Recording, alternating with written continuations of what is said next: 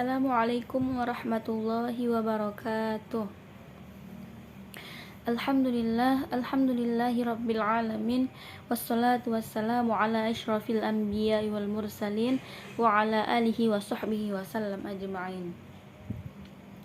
Yang terhormat Bapak dosen pengampu mata kuliah Tafsir Tarbawi, Pak Dr. Zulheldi MAG.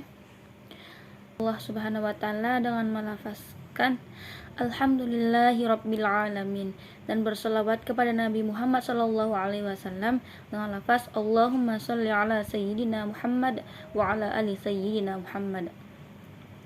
Saya Tuti Alawiyah Tambunan dengan NIM 2414040041. Baiklah, di sini saya akan menjelaskan mengenai mata kuliah Tafsir Tarbawi pada Surah Al-Baqarah ayat 259.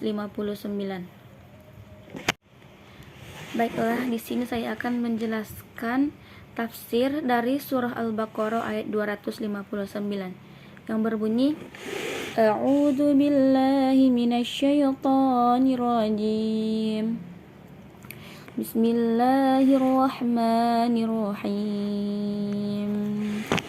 أو كالذي مر على قرية وهي خاوية على عروشها قال أنى يحيي هذه الله بعد موتها فأماته الله 100 عام ثم بعثه قال كم لبثت قال لبثت يوما أو بعض يوم قال بل لبثت 100 عام فانظر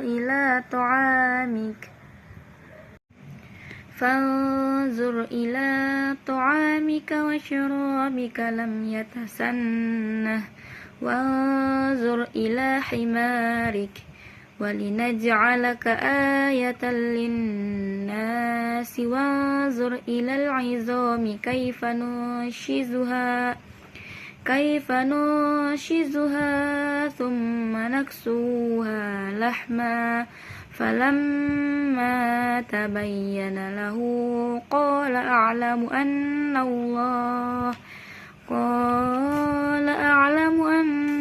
الله على كل شيء qadir, yang artinya atau seperti orang yang melewati suatu negeri yang bangunan-bangunannya telah roboh hingga menutupi keruntuhan atap-atapnya.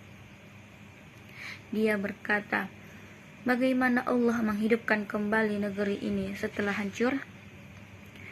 Lalu Allah mematikannya orang itu selama 100 tahun, kemudian membangkitkannya atau menghidupkannya kembali.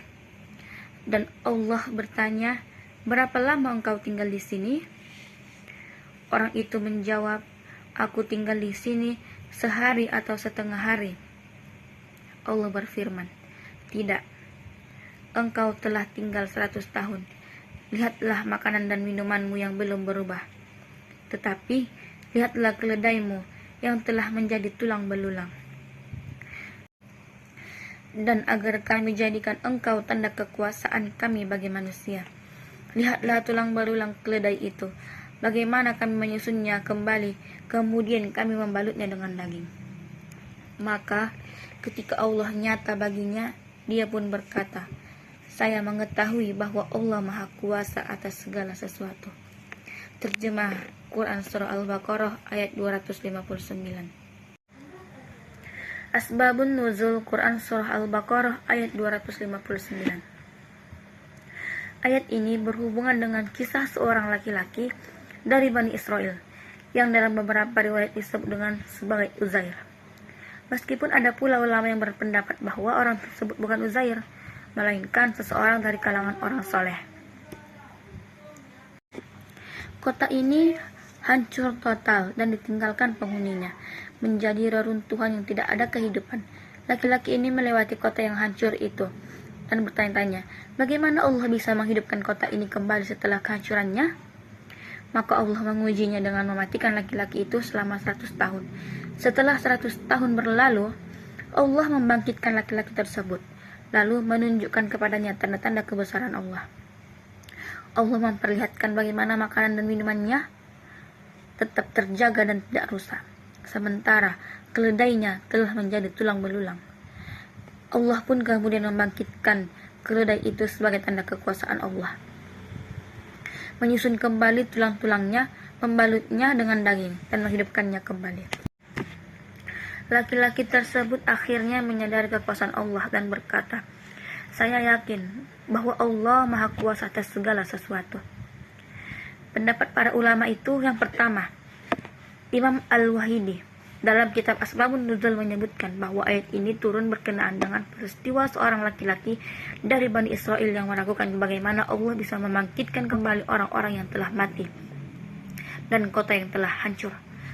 Ayat ini turun untuk menjelaskan bahwa kuasa Allah dalam kehidupan yang telah mati. Yang kedua itu Ibnu Katsir dalam tafsir Al-Quran juga menyebutkan kisah yang sama, mengutip beberapa riwayat yang mengatakan bahwa laki-laki tersebut adalah Uzair yang dihidupkan kembali oleh Allah Subhanahu wa taala setelah 100 tahun. Menurut riwayat dari Al-Hasan Basri, laki-laki itu adalah seorang selain Uzair.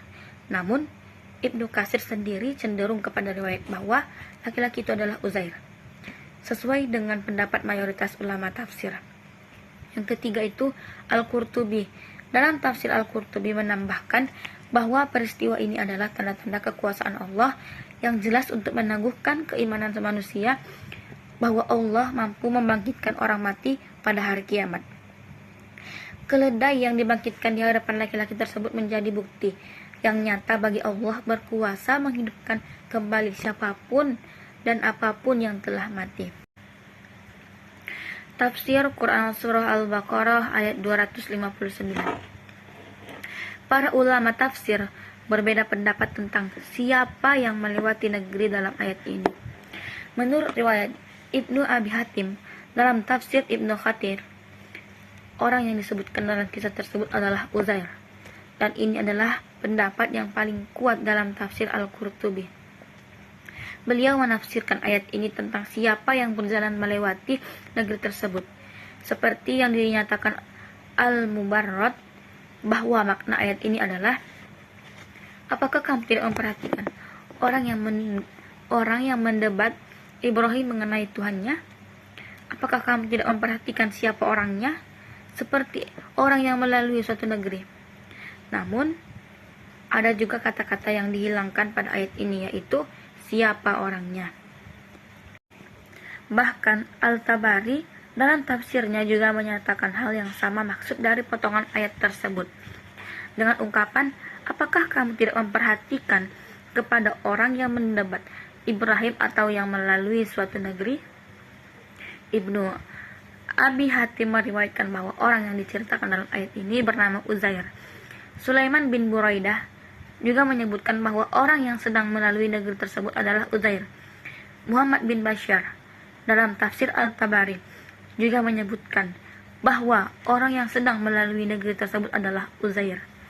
Selain nama Uzair, para ulama tafsir lainnya juga menyebutkan nama lain dari orang yang sedang melalui negeri yang disebutkan dalam Quran Surah Al-Baqarah ayat 259 ini, seperti Wahab bin Munabih dan Abdullah bin Ubaid berpendapat ia adalah Irmiyah bin Halqian. Abdullah bin Bakar bin Madar juga berpendapat bahwa orang tersebut adalah Irmiyah, yang juga salah satu nabi yang diutus oleh Allah Subhanahu wa taala. Para ulama berbeda pendapat dalam mengatakan siapa yang melewati negeri ini. Muhammad bin Ishaq menduga bahwa Irmiyah adalah Khidir, yang menurut Munabbih berasal dari Bani Israel yang merupakan keturunan Ham bin Horan. Hal serupa juga dikatakan oleh Muhammad bin Ishaq yang dimaksud dalam ayat di atas adalah Nabi Khidir alaihissalam. Namun pendapat di atas dibantah oleh Ibnu Aditya yang mengatakan bahwa bisa saja dikatakan demikian, namun bisa juga bila namanya saja yang sama, sedangkan orang yang berbeda. karena Nabi Khidir hidup pada zaman Nabi Musa alaihissalam. Sedangkan orang yang disebutkan pada ayat ini hidupnya berselang cukup lama setelah zaman Nabi Musa alaihissalam. Orang tersebut adalah salah satu cucu dari Nabi Harun alaihissalam. Adanya keraguan Uzair terhadap pencipta kembali kota yang hancur tersebut dijawab oleh Allah Subhanahu wa taala dalam sambungan dalam ayat berikutnya yang berbunyi, artinya maka Allah mematikan orang tersebut 100 tahun kemudian dihidupkan kembali. Seperti itu Khatir mengatakan bahwa setelah Uzair mempertanyakan bagaimana negeri itu bisa diperbaiki kembali, maka Allah Subhanahu wa taala mematikannya selama 70 tahun. Dan setelah itu dihidupkan kembali, maka anggota tubuh yang pertama kali Allah fungsikan adalah kedua mata. Sehingga dengan kedua matanya lelaki tersebut melihat bagaimana Allah Subhanahu wa taala menghidupkan kembali anggota tubuhnya setelah anggota tubuhnya hidup, maka Uzair melihat kota itu sudah baik kembali seperti serta penduduknya dari kalangan Bani Israel mendiami kota tersebut. Setelah melihat beberapa peristiwa kekuasaan Allah Subhanahu wa taala dalam menghidupkan kembali makhluk yang sudah mati, maka Uzair meyakini kebesaran Allah tersebut. Hal ini sebagaimana firman Allah Subhanahu wa taala pada akhir surah Al-Baqarah ayat 259 yang artinya itu dia berkata, "Saya yakin bahwa Allah Subhanahu wa taala Maha Kuasa atas segala sesuatu." Sementara itu, Abu Ja'far menafsirkan ayat ini bahwa ayat ini sebagai bentuk perintah dari Allah Subhanahu wa taala kepada orang yang dia hidupkan kembali setelah sebelumnya mematikannya, agar dia mengetahui bahwa Allah lah yang memperlihatkan kepadanya secara kasat mata kebesaran, kemampuan, dan kekuasaan Allah dengan mengembalikan kehidupan kepada dia dan keledainya setelah mati dan hancur selama 100 tahun. Sehingga keduanya kembali seperti bentuk pada hari ketika ruhnya dicabut, dan menjaga makanan dan minumannya selama 100 tahun, sehingga mengembalikan bentuknya seperti pada hari diletakkan dahulu dengan tidak berubah.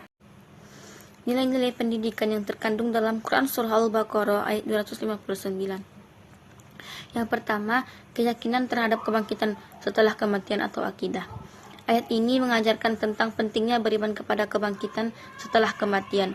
Allah menunjukkan kekuasaannya dengan menghidupkan kembali seseorang yang sudah mati selama 100 tahun sebagai bukti bahwa kebangkitan itu nyata.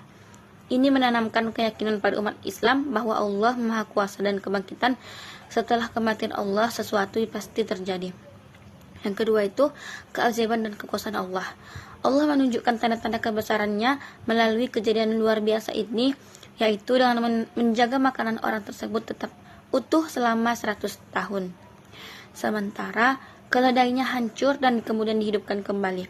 Ini mengajarkan bahwa tidak ada yang mustahil bagi Allah, serta memperkuat iman kepada keesaan dan kekuasaan Allah. Yang ketiga itu ketundukan terhadap kehendak Allah Subhanahu wa taala. Orang tersebut pada awalnya meragukan bagaimana Allah bisa menghidupkan kembali suatu negeri yang hancur. Tetapi setelah mengalami kebesaran Allah, dia akhirnya tunduk dan mengakui bahwa Allah mampu melakukan segala sesuatu. Ini mengajarkan bahwa manusia harus berserah diri kepada Allah dan tidak meragukan kebesaran Allah. Yang keempat itu pentingnya pengamatan dan pemikiran. Allah memerintahkan orang tersebut untuk memperhatikan keadaan di sekelilingnya, makanan, minuman, dan keledai sebagai pelajaran untuk memahami kekuasaan Allah. Dan yang terakhir yaitu sabar dan hikmah dalam ujian. Kisah ini juga memberikan pelajaran tentang kesabaran. Orang tersebut harus melalui pengalaman yang luar biasa untuk memahami kekuasaan Allah, yang juga menunjukkan bahwa dalam setiap ujian ada hikmah yang perlu kita pahami. Mungkin cukup sekian yang bisa saya jelaskan. Kurang dan lebih saya mohon maaf. Wabillahi taufiq wal hidayah. Waridho kawal inayah. Wassalamualaikum warahmatullahi wabarakatuh.